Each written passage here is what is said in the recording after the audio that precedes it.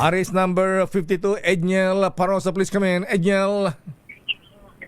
Lakay, dito sa ASEAN, patuloy pa natin hinihilot yung full centrality. Yung nga lang Mutual Defense Treaty, akala natin ganun-ganon putya, dadaan pa pala sa US Congress yan. Ayan. Nabomba na tayo, lumubog na ang Pilipinas, pinagdidiputin pa sa US Congress kung tutulungan tayo o hindi. Ganyan. Anyway. Yan, Lakay. Kaya ang maganda lakay sa ginagawa ngayon diskarte ni Defense Secretary Gilbert Chodoro, kung mapapansin nyo, kaiba doon sa mga nagdaang administrasyon, ang ginagawa nila, nagpo-forge tayo ng mga agreement with other countries para hindi tayo masyadong dependent sa Amerika. So ngayon, as we speak, meron na tayong BFA with Australia, meron na tayo sa Japan, na dati sa Amerika lang natin na meron tayo. Sa niluluto rin natin lakay sa France at marami pa.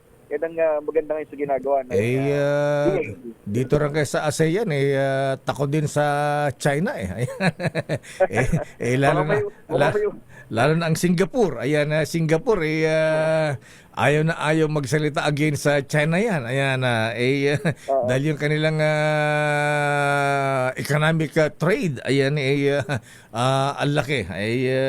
So kaya maingat din, o kaya maingat ba o takot din ang mga ASEAN na magbigay din ng statement against sa China? Gano'n na nga lakay, sapagkat yung matagal na nating hinihilot dito na Code of Conduct sa South China Sea o West Philippine Sea dito sa atin, halos hindi maipatupad dahil yung ibang ASEAN members mukhang may utang na loob ba kung tawagin sa Tagalog dito sa China.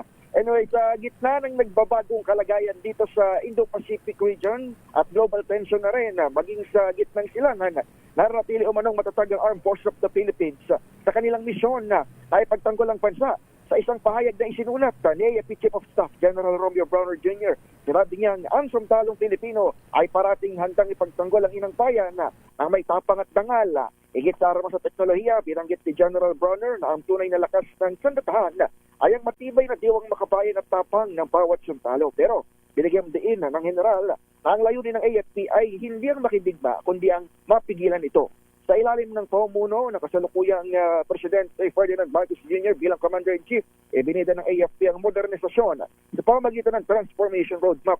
Kabilang dyan ang pagtatatag ng Special Unit para sa Cyber Defense, Intelligence, Special Operations at Strategic Planning upang maprotektahan ang domain ng bansa sa lupa, dagat, himpapawid at cyberspace. Ito si Edniel Parosa, nag-uulat para sa DZRH. Come on, Edniel. Ano ang latest kay tahimik ngayon sa si General Nicolas Torre? Ayan, wala pa siyang statement dun sa mga nawawalang sabungero. Si spokesperson lamang, General Jean Fardo ang nagsasalita. Ayan, wala bang plano ang PNP na puntahan na yung site kung saan itinapon yung mga sabungero sa Taal Lake? Tama ka dyan, Lakay, mula nung kahapon sa ulat natin at yun pa lamang din yung latest statement coming from the Philippine National Police. At nag-aantay pa rin sila, Lakay, ng kompas o kumbaga paghingi ng tulong mula sa Department of Justice. Dahil mukhang mas marami nang nalalaman si Justice Secretary Boying Remulla pagtapos lumitaw nitong si alias Totoy.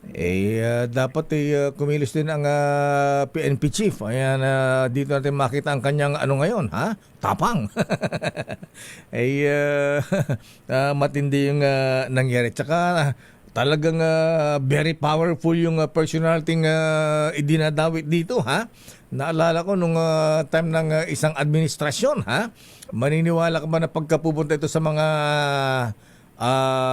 regional office ng Philippine National Police, abay siya ang nagle-lecture sa mga pulis. Gulat ka. Okay, kilala naman talaga ito yung pangalan at mga spekulasyon. Pero talagang very powerful nga sabi ni SOJ Remulla. At kailangan mukhang may pera hanggang sa mga korte. Pero kapag natin lakay, yung magiging statement from the Philippine National Police or at least action, lalo pat tama ka, wala pang direktang lumalabas sa bibig si General Nick Torre hanggang sa mga oras na ito lakay. Okay nga Rod, maraming salamat Edniel Parosa. Balik sa iyo lakay.